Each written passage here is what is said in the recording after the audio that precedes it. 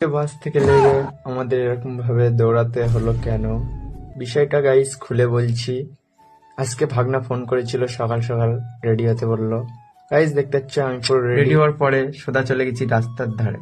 রাস্তার ধারে ট্রেনের জন্য অপেক্ষা করতে না করতে দেখতে পাচ্ছ ট্রেন চলেই এলো। চলে আসার পরে টুকুস করে উঠে আমরা রওনা দিয়েছি আজকে ইকোফার উদ্দেশ্য। গুরু করে যেতে যেতে হঠাৎ করে আমাদের ট্রেনের চাকা পাঞ্চার হয়ে যায়, সেই জন্য আমাদের সবাইকে ট্রেন থেকে নেমে যেতে হয়। আজকে সকালে কার মুখ দেখে উঠলাম কল্পনাই করতে পারিনি। এখান থেকে গাড়ি ধরে সোজা যেতে হবে বিশ্ববাংলায়। দেখতে হচ্ছে ফাইনালি চলে এসেছি বিশ্ববাংলায়। এখান থেকে একটা অটো ধরে যাব আমরা ইকোপার।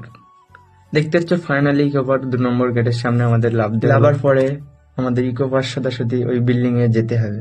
সেই জন্য আমরা তোলা দিয়ে যাচ্ছি ওই বিল্ডিং এ, যেখানে ভাগনার আজকে এখানে এক্সাম আছে। গাইস এই বিল্ডিংটা যে চিনতে পারছো অবশ্যই কমেন্টে জানা। গাইস বিল্ডিং এর উপরে উঠে নিচের ভিউটা অসাধারণ লাগছে, আপনারা শুধু দেখেন।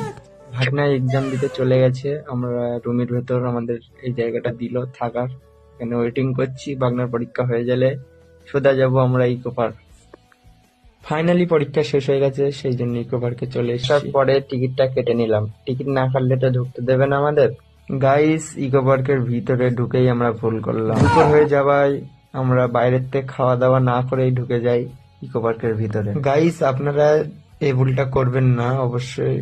ইকো পার্কের ভিতরে এত পরিমাণে দাম খাবারের, কি বলবো, লাস্টে একটা রোল খেয়ে আমাদের পেট তাজা করে নিতে হয়। গাইস আপনাদের বলবো বাইরের থেকে খাবার কিনে নিয়ে ইকো পার্কে ঢুকবেন। গাইস আমাদের মতন ভুল একদম করবেন না। গাইস 5000 লাইক কমপ্লিট করলে এর ভিতরে কি আছে নেক্সট বারে ঢুকে আপনাদের দেখানো হবে। গাইস আজকে মিনি ব্লগটা এখানেই শেষ করলাম। মিনি ব্লগটা যদি ভালো লাগে অবশ্যই লাইক কমেন্ট শেয়ার করবেন।